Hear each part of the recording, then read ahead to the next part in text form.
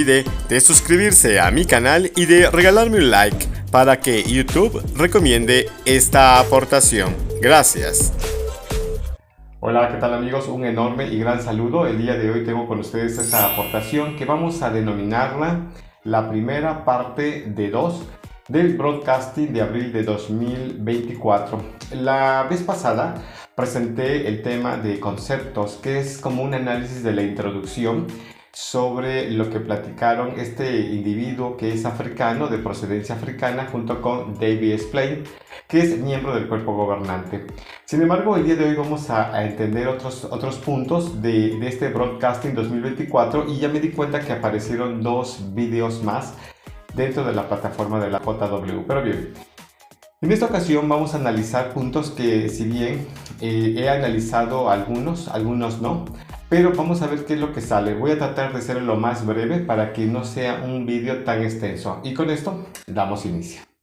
Encontramos una verdad muy poderosa en Isaías 55, 10 y 11.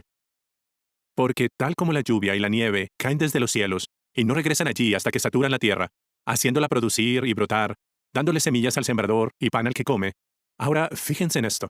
Así será la palabra que sale de mi boca. No volverá a mí sin resultados. Sin falta, hará lo que yo deseo. La palabra de Dios es la declaración de su propósito, y Jehová puede transmitirla de manera oral o escrita. Decimos que la Biblia es la palabra escrita de Dios, y con razón, pero mucho antes de que se inventara la escritura, Jehová transmitió su propósito hablando. Y es aquí cuando vuelvo a repetir lo que ya he comentado en algunas ocasiones. ¿Qué tiene que ver un libro escrito en Oriente? O, por ejemplo, en lo que es la zona de actual Palestina, que han pasado más de 2000 años y que en un momento dado Occidente tiene otros intereses. Bien lo he dicho en varias ocasiones que el cristianismo es el mejor negocio que pudo haber creado el Imperio Romano. Imagínense una asociación religiosa, es decir, una fe, un credo, una confesión que nace digamos, en un lugar totalmente distinto a los intereses de origen. No sé si me explique.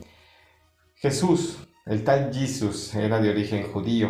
¿Qué tenía que ver, por ejemplo, el Mesías, por ejemplo, que le diera la promoción o la relevancia un país o un imperio meramente pagano desde el punto de vista del judaísmo? Absolutamente nada. Y es ahí cuando se genera o comienza a analizarse el tema del razonamiento, de la crítica, de la buena crítica. Porque si bien no tiene que ver absolutamente nada, si realmente la deidad de la Biblia hubiera estado interesada en que se hubiera dado a conocer la verdad revelada a través del Jesús, pues prácticamente lo hubiera hecho precisamente desde las entrañas del pueblo judío. Sin embargo, no fue así. Ahí fue como que el principio de la historia de tal Jesús, pero realmente como un tema trascendente para la persona que piensa y analiza, y no estoy ofendiendo con esto absolutamente a nadie, sino que los invito a la reflexión y al análisis. ¿Qué tiene que ver un personaje de origen judío dentro de un imperio pagano, cuando realmente el mismo imperio le dio digamos, muerte a ese personaje? Y de nueva cuenta, le dio muerte a ese personaje que según era el Hijo de Dios, cuando en realidad era un judío más que se sublevó ante las normas, ante las políticas, ante la estabilidad social del Imperio Romano, cuando Judea era provincia de Roma. Pero bien, continuemos con este tema, ya que quiero pensar que David Splane va por algún punto acerca de la palabra profética de Dios, ¿no? De la deidad de la Biblia. Entonces, cómo según se fueron cumpliendo ciertas cosas. Pero bien, no vamos a aplazar esto mucho para que lo podamos ir analizando más velozmente. Dios dijo que haya luz, y entonces hubo luz. Algo que me parece interesante es tratar de desenmarañar este punto muy importante. A la deidad de la Biblia se le adjudica el poder, la sabiduría, la omnipotencia, la omnipresencia, la luz, ¿verdad? Las leyes, la justicia. Sin embargo, hay un detalle interesante. Cuando hablamos acerca de que si Dios es, o la deidad es la luz, la deidad de la Biblia obviamente, entonces la pregunta es, ¿cómo puede embonar el tema de que si Él es la luz, Él estando presente, se diga que Él hizo la luz cuando realmente Él era la luz? ¿Acaso Él vivía en las tinieblas? Pregunto yo, ¿verdad? Entonces, alguien comenzaría a analizar, bueno, pero es que desde el punto de vista del sistema solar, bueno, pues ¿cuántos sistemas solares había, no? Entonces, no quiero pensar en la más mínima idea de que, digamos, en una parte existiera, digamos, luz y en otra parte no existiera la luz y ahora dijera que exista o que se cree o que aparezca o que se haga la luz. Es un tema un poco contradictorio. Si Dios es la verdad, si Dios es la justicia, la omnipotencia, ¿por qué en un momento dado y también sea la luz? ¿Por qué ahora de nuevo a hacer la luz? Pregunto yo, simplemente. Es un tema que realmente la Biblia lo deja como entre comillas, pero no hay más profundidad al respecto y deja exactamente a la imaginación a las personas. Y dense cuenta de algo, así como un servidor lo cuestiona, en su momento yo lo cuestioné, muchas cosas de la Biblia, y de nueva cuenta fui callado. ¿Por qué? Porque ni siquiera las personas a las que les cuestionaba, a las que deberían de darme una información completa, tenían la respuesta y por eso proceden a callarte. Porque en un momento dado lo ven como un tema meramente absurdo. Pero bien, demos continuidad a este tema. Las palabras de Isaías que leímos antes nos muestran que Jehová siempre cumple su propósito. La oposición. Otro de los puntos que digamos, el cuerpo gobernante hace referencia, con mucho hincapié, muy subrayado el tema, una y otra vez, la oposición, la oposición, la oposición. Y seguramente más adelante van a sacar que uno de esos, digamos, figuras trascendentales, importantes, qué sé yo, de la oposición, es don Satanás. Porque a alguien se le tiene que echar la culpa, o en otras palabras, alguien tiene que ser el chivo expiatorio, ¿verdad? Y no me refiero a tal Jesús, sino que a alguien se le debe de señalar y juzgar porque es el responsable de tanta maldad, cuando, por cierto, otro tema contradictorio, se dice que Dios es la vida, ¿verdad? Entonces, o de Él procede la vida, ¿por qué la quita? Y alguien diría tontamente, es que Él es Dios. Sí, pero si te dio la vida, ¿por qué la quita? Y si te dio la vida y alguien la descompuso, alguien la descompuso, pues él tenía o tendría que resolver eso de manera pronta. Ya pasaron suficiente o ya pasó suficiente tiempo como para poder resolver el problema. Como que esto es un cuento muy largo, la historia sin fin, ¿verdad? Porque si bien cuando ocurrió el diluvio, ¿verdad? Tal vez se dieron cuenta, o la deidad se dio cuenta desde los cielos junto con su hijo también, según lo que explica o dice la Biblia y lo que nos cuentean los líderes religiosos, es que ¿por qué no hicieron nada al respecto? Vamos, de una vez resolver el problema. La humanidad no se puede gobernar por sí misma y entonces necesita la intervención de la deidad. Entonces, en ese caso, ¿verdad? Inmediatamente con el diluvio hubieran traído la recuperación de la perfección humana. Es un bonito cuento, pero muy largo, de tal manera que, vuelvo a repetir, al hacerlo tan largo es como posponer.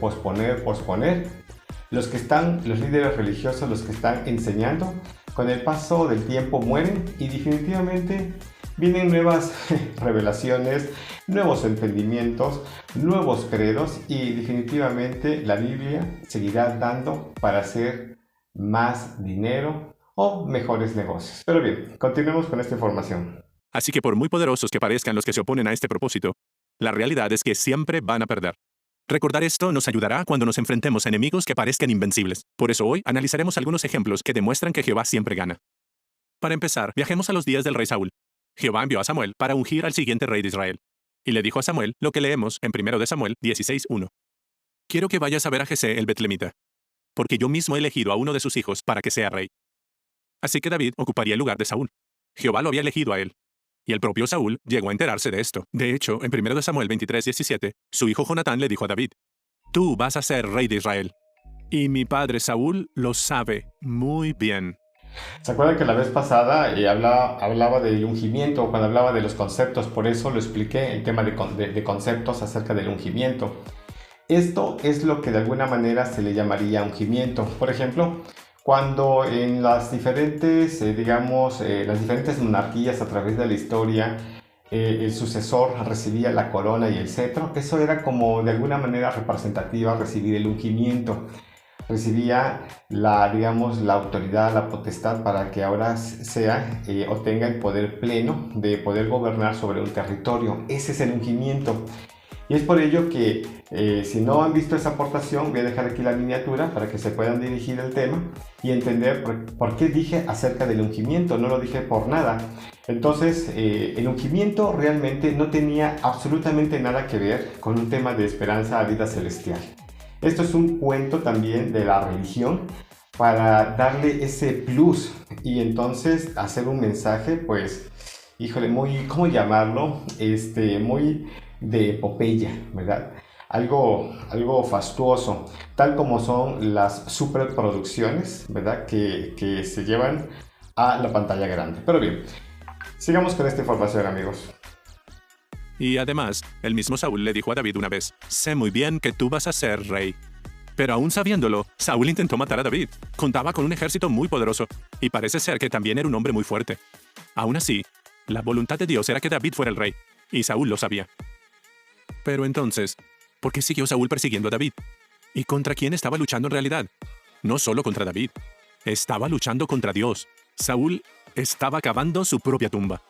Dejó que Satanás lo usara como un títere. Qué feliz se pondría Satanás si lograba que una de las promesas de Jehová fallara. El chivo expiatorio, pero realmente como tal no existe una evidencia científica para decir que existe don Satanás el diablo. Simplemente que son los hechos lo que pueden acontecer. Es como si de repente dos automóviles van personas justas en un automóvil y de repente es embestido por otro automóvil y las personas justas mueren. Entonces alguien pudiera decir, fue la intervención de don Satanás. ¿Lo explico? Entonces, es exactamente lo que tratan de interpretar muchos líderes religiosos, entre ellos los testigos de Jehová o los líderes de los testigos de Jehová, el cuerpo gobernante.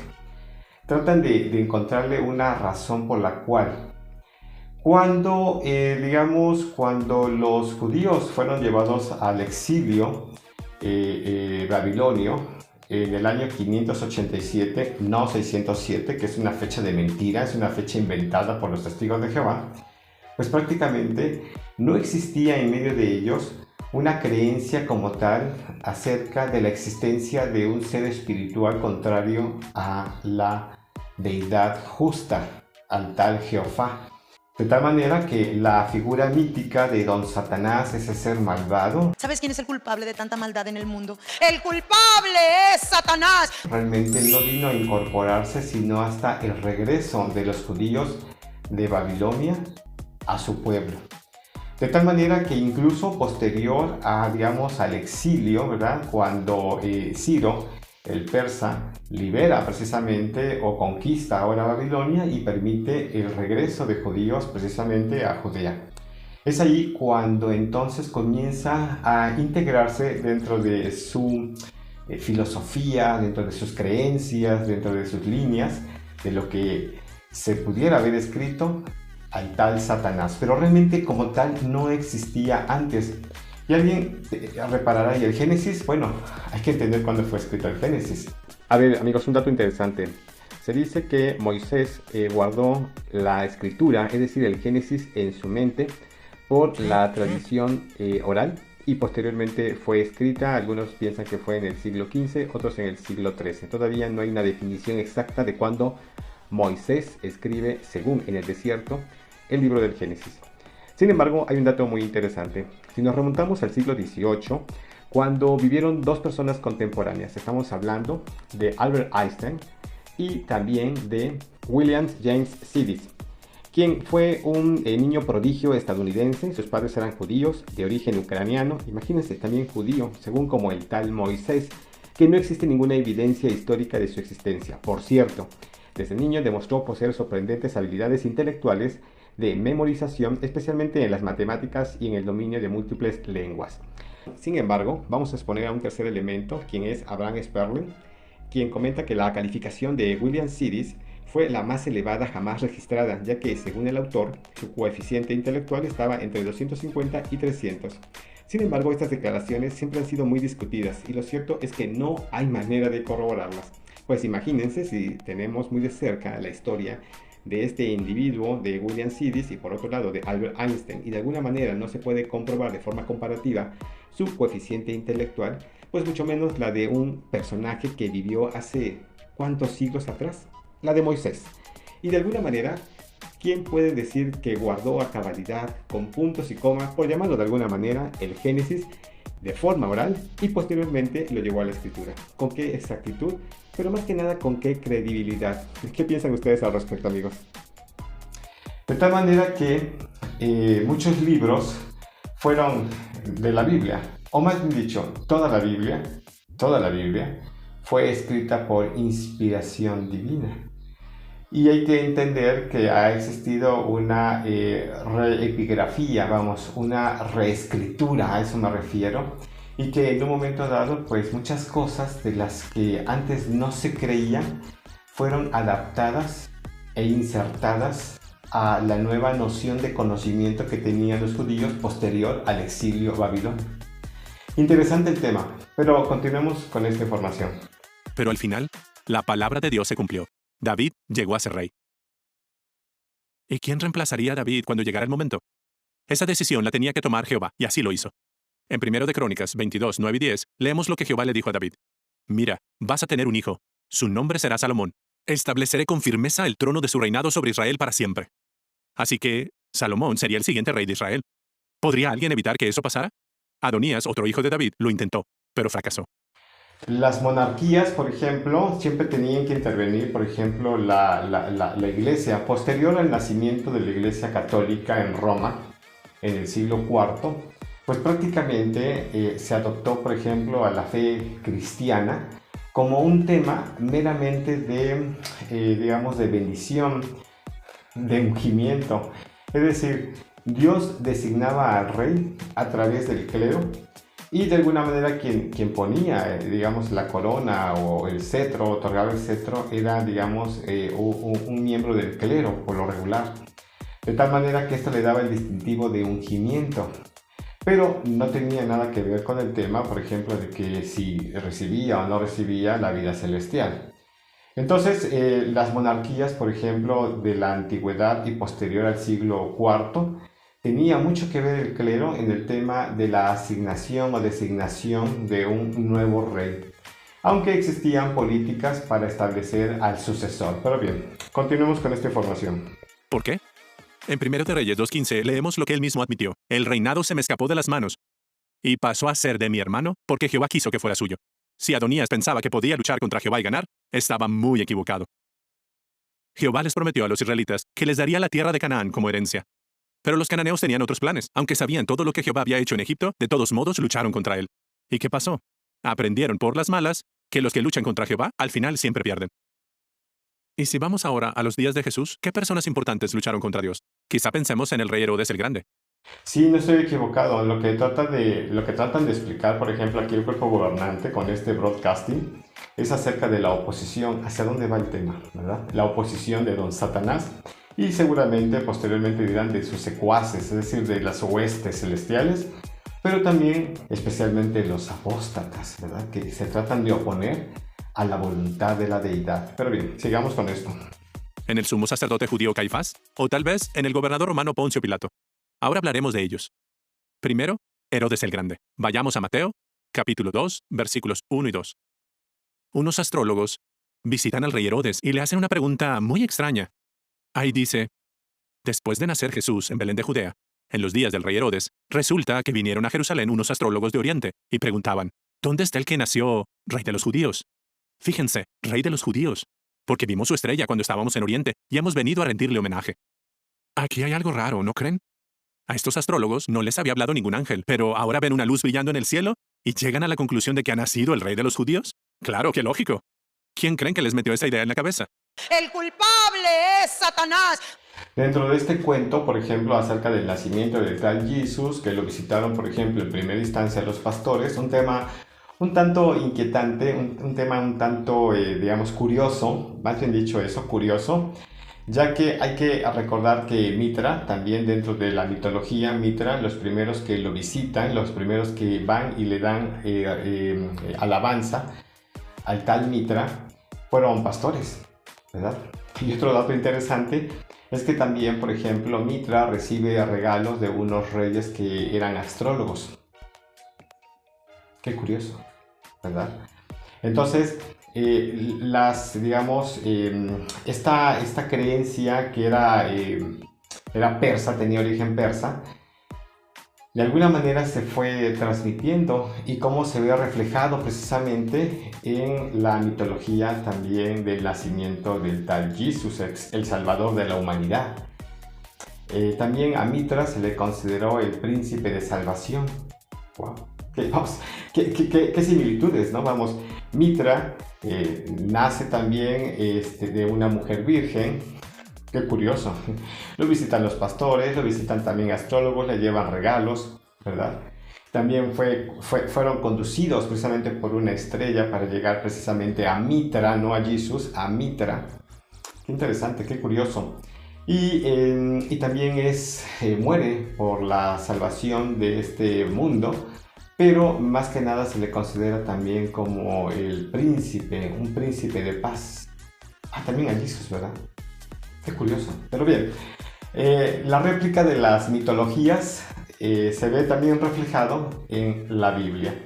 En eso consiste la fe cristiana, basada en una mitología. Pero bien, continuemos con la información. ¿Y quién creen que les dio la brillante idea de preguntarle al rey de Israel de ese momento sobre su futuro rival? Don Satanás. Quiero pensar. Eso lleva la firma de Satanás por todas partes. Ahora leamos los versículos 3 y 4. Al oír esto, el rey Herodes se inquietó, y con él toda Jerusalén. El rey reunió a todos los sacerdotes principales y los escribas del pueblo, y les preguntó dónde tenía que nacer el Cristo. ¿Dónde tenía que nacer el Cristo? ¡Qué curioso! Herodes no preguntó dónde iba a nacer el futuro rey de los judíos, sino dónde iba a nacer el Cristo. Herodes era un prosélito judío, así que se supone que estaba esperando la llegada del Cristo, del Mesías. Pero ahora que ya llegó, quiere matarlo. Herodes estaba luchando contra Dios.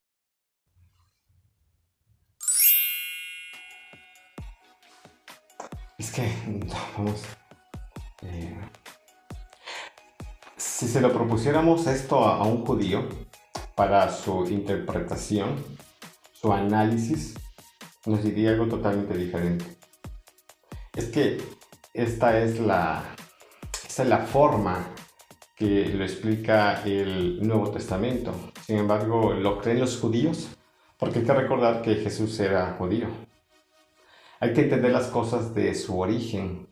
¿Qué dicen los libros proféticos de los judíos? ¿Verdad? Pero no son así las cosas. Es el invento basado en mitologías que se manifiesta como el Nuevo Testamento. Y ¡boom! Un excelente libro, ¿verdad? Que es muy parecido a Harry Potter, con esos temas de milagros, que Harry Potter lo consideran como tema de ocultismo, ¿verdad? Pero en el caso de Jesús como temas de milagros, como de divinos. Pero bien, ¿cómo se trata de limpiar el otro lado del plato? Y del otro lado se ensucia más. Pero bien, continuemos con esto. ¿Le ganó? No. Jesús escapó de sus garras, y unos meses después, el rey Herodes murió. Muy pocos lloraron su muerte. En los días de Jesús, eran los romanos los que nombraban y destituían a los sumos sacerdotes judíos. El sumo sacerdote Caifás era un político inteligente. Sabía cómo tener contentos a los romanos y por eso conservó su cargo muchos más años que otros sumos sacerdotes. Además, tenía el apoyo de alguien muy importante, Poncio Pilato. Así que por todo eso, Caifás parecía intocable. Y Pilato también tenía amigos muy poderosos. Uno de ellos estaba en las altas esferas de Roma, Lucio Sejano. Quizá es la primera vez que oyen hablar de Sejano, pero probablemente era el hombre más poderoso del Imperio Romano. El emperador dejaba en sus manos muchas decisiones importantes. Sejano hizo muchos enemigos, pero no pudieron hacerle nada. Hasta el otoño del año 31 de nuestra era. Fue entonces cuando Sejano perdió el favor del emperador y fue ejecutado.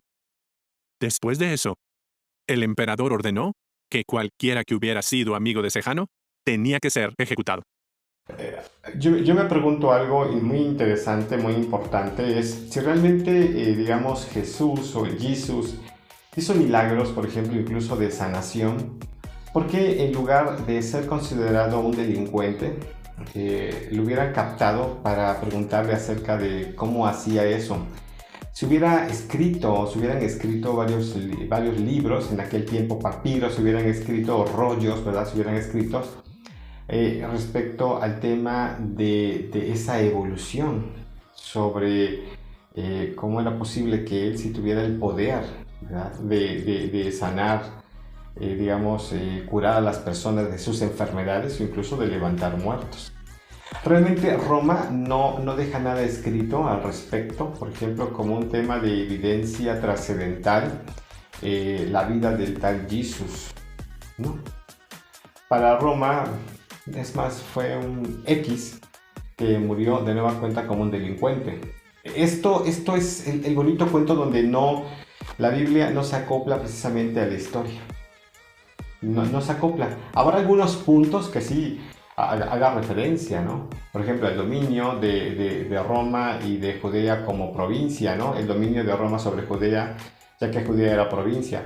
Pero no hay más. No hay una trascendencia de un hombre que haya sido, por ejemplo, que haya generado una disrupción dentro de la mente de los judíos y que haya sido, digamos, un tema de rivalidad de este hombre llamado Jesús en relación al Imperio Romano durante el siglo I.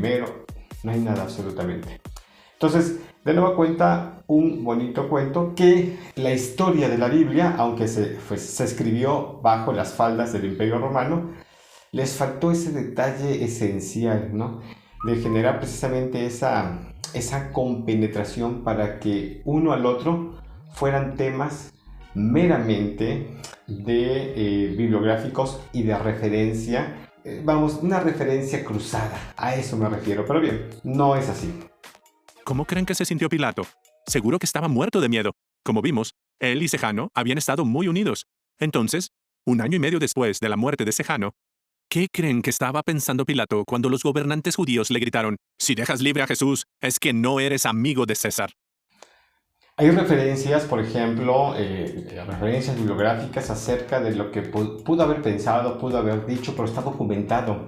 Los testigos de Jehová lo que hacen es hacer uso de la imaginación. ¿Qué es lo que pudo haber pensado? ¿Qué es lo que pudo haber hecho? Esto seguramente pensó y estaba en su mente.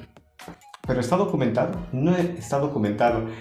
De nueva cuenta, son recursos que debe utilizar la religión para completar esos detalles o incluso para relacionarlos con la historia, pero cuando realmente no hay ningún sustento. Pero bien.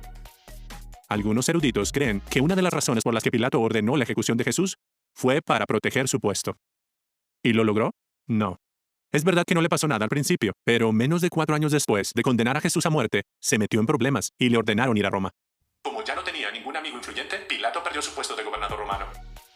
No se sabe muy bien lo que pasó después. Algunos dicen que Pilato se suicidó, otros creen que lo desterraron. ¿Por Jesús? Nada, son temas meramente políticos de Roma, vamos. ¿Por un delincuente? Vamos, cuando él murió, se dice que había 2 personas que murieron junto con él. Realmente no, vamos, los reflectores de la Biblia enfocaron a él, pero realmente no era porque era algo trascendente, no, para nada, en absoluto. Era simplemente un tema muy X, la vida de Jesús para los grandes del Imperio Romano. Como ya no tenía ningún amigo influyente, Pilato perdió su puesto de gobernador romano. No se sabe muy bien lo que pasó después. Algunos dicen que Pilato se suicidó, otros creen que lo desterraron. Pasara lo que pasara, no fue nada bueno. Cuando Pilato perdió su cargo, Caifás perdió a su protector y al poco tiempo le quitaron su puesto de sumo sacerdote. Así que 2 personas que lucharon contra Dios, Pilato y Caifás, quedaron fuera de combate poco después de cometer su mayor crimen. Está claro que nosotros nunca querríamos luchar contra Jehová. ¿Y cómo nos ponemos de su lado y apoyamos su propósito? Imagine esta situación. Un hermano lo ofende, le dice algo sin pensar. Y usted está dolido. ¿Cómo ve Jehová a esa persona? Jehová lo ama. Él ama a sus amigos y quiere que usted también los ame. ¿Y cuál es el propósito de Dios para este hermano que lo ofendió? Quiere que disfrute de vivir para siempre. Bueno, ¿cómo puede usted apoyar el propósito de Jehová? Entonces, que hagan las paces con los expulsados. Es más, que no se dejen llevar, por ejemplo, muchas familias, testigos de Jehová, cuando su propio familiar ha sido expulsado. Creo que antes del punto de vista de otras personas ajenas a la familia está el amor propio de la misma familia hacia esa persona. Ojo, familias testigos de Jehová, no se dejen manipular por lo que diga un libro mitológico. Y no se dejen influenciar por líderes que son exactamente igual que ustedes, que igual van al baño, que igual tienen intimidad, ¿verdad? Pero también aparte que se pueden equivocar, porque ellos mismos lo han dicho. Entonces, familias testigos de Jehová, no se dejen manipular ante las políticas de un libro mitológico y de lo que les diga el cuerpo gobernante. Acérquense a sus familias que han sido expulsadas y recuperen ese cariño, porque al final de cuentas estos individuos, estos tipejos, por ejemplo, lo que están haciendo simplemente es manipularlos a través de creencias que son meramente interpretaciones de ellos. Pero bien, continuemos con esto. Si puede pasar por alto la ofensa, Jehová se sentirá feliz. Pero si no puede hacerlo, a Jehová le gustaría que hablara con ese hermano amablemente y con respeto. ¿Podría decir algo como esto? Parecen como niños, ¿no? Jehová se siente feliz, Jehová está molesto, Jehová está triste. Usted puede alegrar el corazón de Jehová. Usted puede entristecer el corazón de Jehová. Parece un cuento infantil. Es un cuento meramente infantil.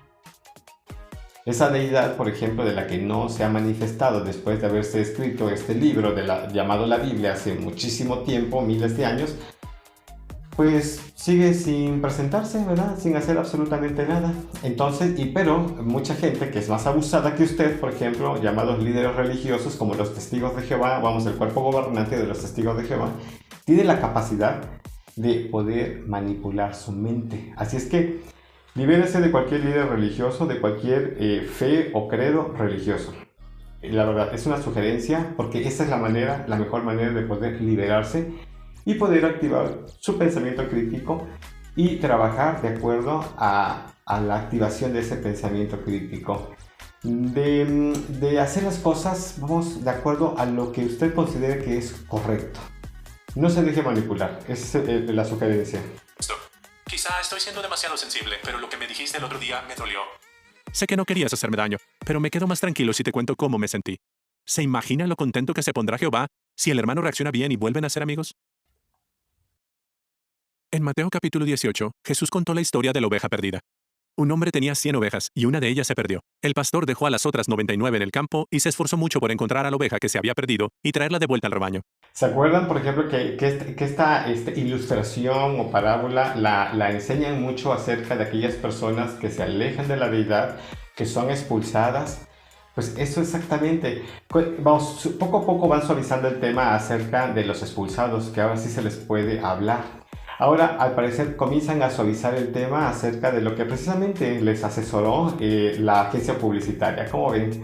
Las cosas cómo van cambiando. Aquí van suavizando el tema. ¿Creen que es casualidad que justo después de contar esta historia, Jesús dijera los 3 pasos que debemos seguir cuando alguien comete un pecado grave contra nosotros? En Mateo 18:15, Jesús nos dice cuál debería ser nuestro objetivo al dar estos pasos. Vamos a leerlo. Por lo tanto, si tu hermano comete un pecado contra ti, vete a hablar con él a solas y hazle ver su falta. Si te escucha, fíjense, habrás recuperado a tu hermano. El que pecó contra nosotros podría ser como la oveja perdida. ¿Cuál es nuestro objetivo? Recuperar a nuestro hermano, no hacerlo quedar mal, ni vengarnos de él, ni demostrar que está equivocado, ni ponerlo en ridículo, sino traerlo de vuelta. Como ese pastor amoroso, queremos hacer todo lo posible para que ese hermano que se ha equivocado vuelva al rebaño. Pero claro, si el hermano no se arrepiente de su pecado, los ancianos tendrán que dar el tercer paso que mencionó Jesús y sacar a esa persona de la congregación. ¿Y qué más podemos hacer para apoyar el propósito de Jehová? Participar todo lo que podamos en la predicación. Él ya ha dicho lo que pasará. Las buenas noticias del reino se predicarán en toda la tierra habitada. Muchas personas han intentado impedir que esto ocurra. A principios del siglo XX, la organización estaba animando a todos los hermanos a predicar, pero algunos de ellos se opusieron. Y esta es la historia sin fin. Vamos a dejarlo esto para la segunda parte, que estará muy interesante. Faltan casi como 30 minutos para acabar este broadcasting. Pero hasta aquí, amigos, ¿qué les ha parecido la información que acabo de exponer con ustedes? Y realmente comienzan a suavizar el cuerpo gobernante el tema de cómo hacer las paces, cómo aceptar de nuevo a la persona que se ha equivocado o que ha sido expulsada. Pero si persisten las molestias, la persona tendría que definitivamente ser relegada a segundo término. La vez pasada, por ejemplo, se comentó acerca que no es necesario ignorarlas, y realmente es lo que hace el cuerpo gobernante a través de su política de expulsión, de ignorar a las personas, darles muerte social. Comienzan a suavizar las cosas porque esta es la sugerencia que les ha dado la agencia publicitaria para poder limpiar la imagen del corporativo de la Watchtower. Pero bien, déjenme sus comentarios, amigos, déjenme su opinión, regálenme un like si consideran de que esta información es de valor, y también por otro lado los invito a suscribirse a este canal para que esta comunidad siga creciendo. Y nos veremos en una ocasión futura. Hasta la vista, amigos.